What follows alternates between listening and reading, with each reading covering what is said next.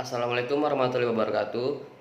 Perkenalkan, nama saya Muhammad Zain Faresi dengan NIM M1C120027.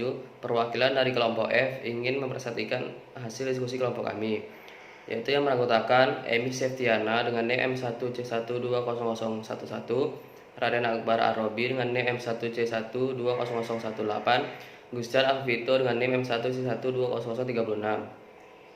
Materi yang saya sampaikan adalah tentang Islam di Indonesia. Sejarah masuknya Islam ke Indonesia. Sejarah masuknya Islam awalnya dibawa oleh pedagang Gujarat, lalu diikuti oleh pedagang Arab dan Persia. Sambil berdagang, mereka menyebarkan agama Islam ke tempat mereka berlabuh di seluruh Indonesia.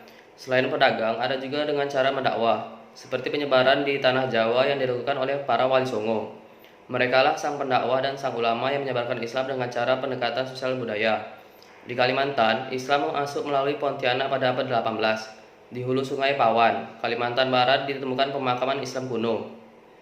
Di Kalimantan Timur, Islam masuk melalui Kerajaan Kutai. Di Kalimantan Selatan melalui Kerajaan Banjar. Dan dari Kalimantan Tengah ditemukannya Masjid Gede di Kota Waringin yang dibangun pada tahun 1434 Masehi.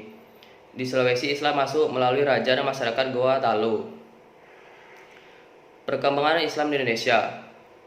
Abad ke-7 Masehi. Berita Cina zaman dinasti Tang. Berdasarkan bercitra Cina zaman dinasti Tang, pada 674 Masehi, orang-orang Arab yang beragama Islam mendirikan perkampungan di pantai barat Sumatera yang bernama Barus atau Fansur. Abad ke-13 Masehi.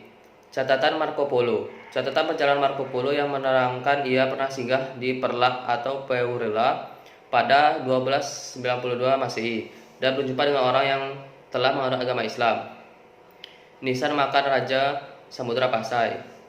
Penemuan nisan makam raja kerajaan Samudra Pasai bernama Sultan Malik Al-Saleh atau Malikus Saleh. Abad ke-15 Masehi. Catatan Mahuan. Mahuan adalah seorang musafir Cina Islam yang memberitakan pada abad ke-15 Masehi, sebagian besar masyarakat pantai utara Jawa Timur telah memeluk Islam. Karakter Islam di Indonesia. Islam di Indonesia memiliki watak dan karakteristik yang khas dan berbeda dengan Islam di kawasan lain, khususnya di Timur Tengah yang merupakan jantung dunia Muslim. Hal ini disebabkan oleh adanya proses adaptasi dengan kondisi lokal sehingga membentuk dinamika Islam yang khas.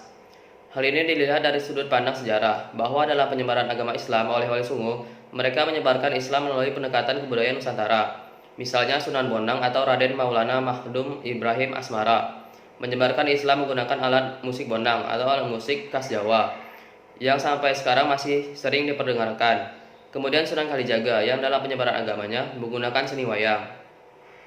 Peran umat Islam. Umat Islam Indonesia mempunyai banyak peranan di Indonesia. Salah satunya adalah peran umat Islam dalam perjuangan mempertahankan kemerdekaan. Dalam perjuangan mempertahankan kedaulatan NKRI, umat Islam punya peranan penting. Pertama, secara fisik umat Islam dengan Laskar Hizbullah Sabilillah, kemudian diteruskan Asyikar Perang Sabil atau APS, dan Laskar Islam lainnya di daerah.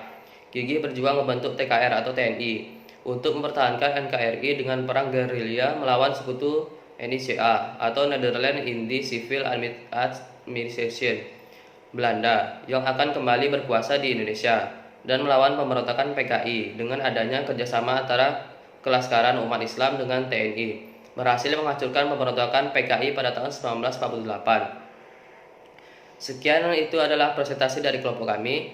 Lebih dan kurang saya mohon maaf. Saya akhiri dengan wabil taufiq wal hidayah. Wassalamualaikum warahmatullahi wabarakatuh.